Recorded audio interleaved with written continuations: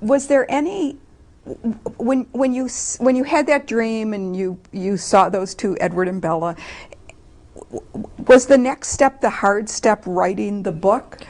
No. Oh, okay. Oh, no, no. Once I got started writing, you know, at first the idea was just jot it down so I don't forget it. And then as I was writing, it was like reading the best book ever, but you were in charge. It was this really wonderful experience, and I'd always thought reading was the best thing. And then I discovered in that day that writing was just a little bit better.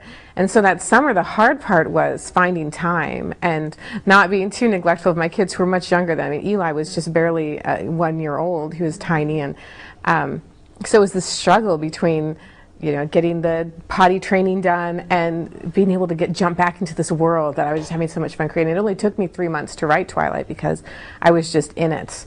The hard part was the next step, because when I finished it, I honestly had never thought about publishing that whole experience. For me, this was just for me. This was my imaginary world that I was getting to shape.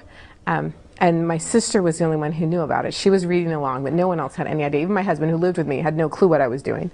And so I finished it. Well, that's husbands. Husbands, yeah. Oh, he noticed the difference, but he just thought I'd lost my mind, or saying, "Why are you on the computer all night long?" So Emily said, you've got to try and publish it. And that was the hard part, because it's scary. You have to write queries. You have to find agents. I was really, really close to quitting because I don't do scary things. And so that was the stretch for me. It wasn't the writing. It was taking that next step out. And what was the impetus that actually got you then sitting down and writing those query letters? And it was two things. My sister pushing me, kicking me, and she's the best. She really wanted me to try. And then the other thing was just the shock of having finished something.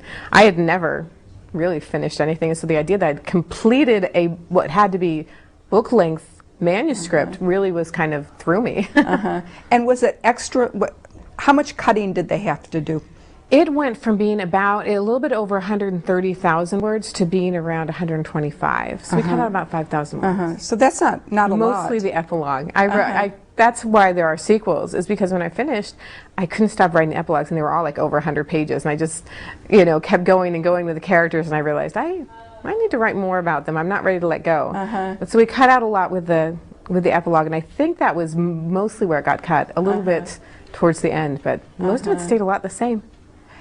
So is Bella based on anybody in particular? Not really. She has a couple of things in common with me, but the way she views the world is very different from the way I do. People say, "Are you Bella?" Because there are some physical, especially how I looked in high school, physical resemblances. But those were mostly because I understood the type. Like, I know how it felt in high school to be a really pale brunette, especially in Phoenix, surrounded by Barbies who had this beautiful tan all year long. And I knew how that felt, and how it felt to kind of, you know, be the wallflower. But other than that, she's very different from me. The character I'm most like internally is Edward. We really see the world in the same way. And so Edward, I mean, how do you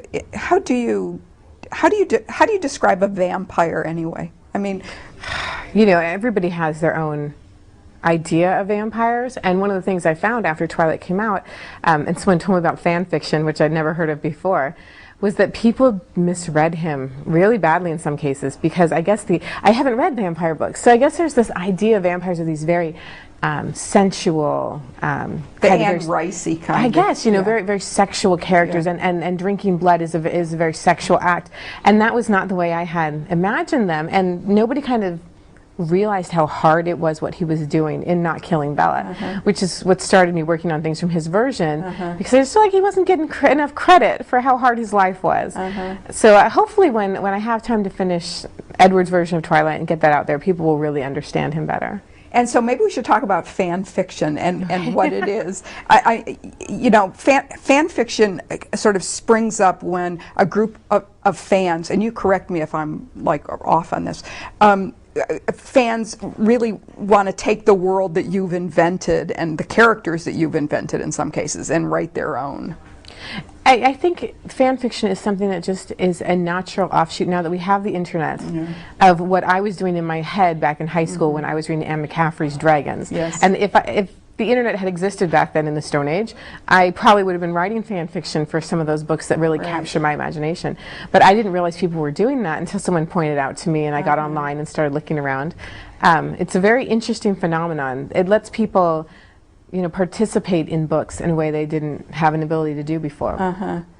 And in some ways it must be difficult to read those when they have taken a character that you feel so close to and not seen him the way that you... It is, and I have stopped reading them. At first I read them out of curiosity when there were like maybe 30 stories online. And then it's difficult because people don't get the characters right, and then you're kind of frustrated. And then also you kind of worry that they might shape the world in a way you wouldn't want them to. So the only ones I read now is there are a couple I follow that are based off the novels a little bit. One of my favorites, there's one about the characters being cast for a movie, and it's about the actors, and it's very cute. And there's one that's Harry Potter and the Dawning of Twilight, and it's set in the Hogwarts world where the characters are all reading Twilight, and it kills me. It's hilarious. Oh, that sounds very like funny. Fun. Yeah, like something you would want to read, but you wouldn't necessarily write yourself. Exactly. Yeah. So, do you think that your readers are mostly girls? Teen girls, or do you hear I'd say from... 90% female, probably 70% of them are teenagers. I don't know, maybe less than that. There's a whole group of 20-somethings and 30-somethings, and the range I've gotten is 8-year-olds to 86-year-olds. So there's a range there. Not as many male readers, but that's growing, which I like. They have a whole different experience from it. Most of them really like Jacob a lot. Now, do you think that 8 is too young to read those books?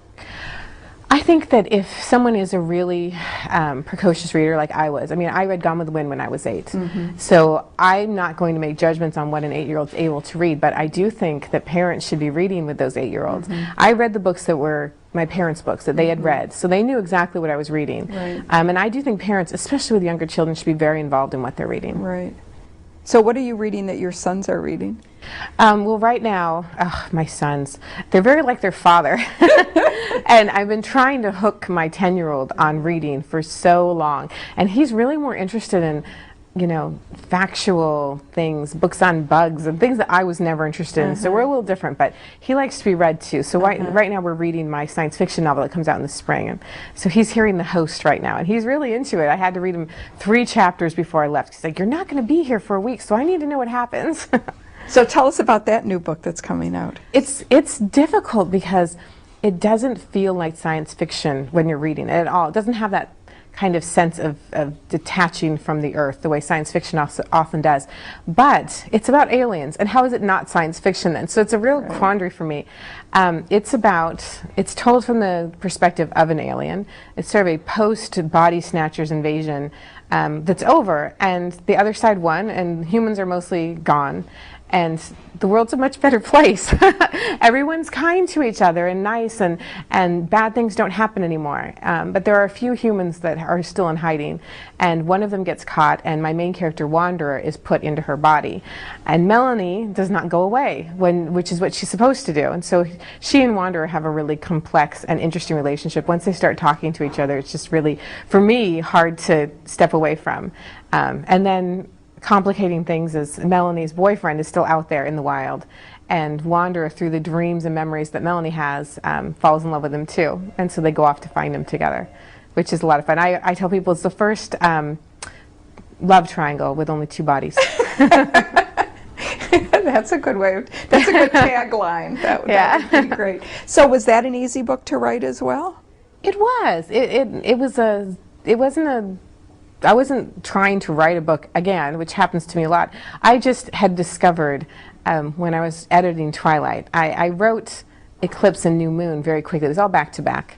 And I started discovering that that's not always a good idea, because you edit one thing in the first book and the ripple effects through the series are amazing. And all of a sudden this whole plot line is obsolete and doesn't work anymore. And you've made a lot of work for yourself, is what I discovered. So as I'm doing this, I wanted to get started on book 4, and I thought, you know what? I have to wait until Eclipse is completely edited, or else I'm just shooting myself in the foot.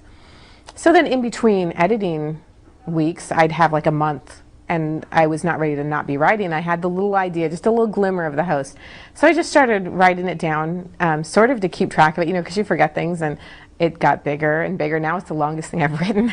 Really? Yeah, if it was set in the same font, Yeah. you know, which I don't think it will because adult books are usually smaller, it would be over 800 pages long. Wow. Yeah, it's a big one.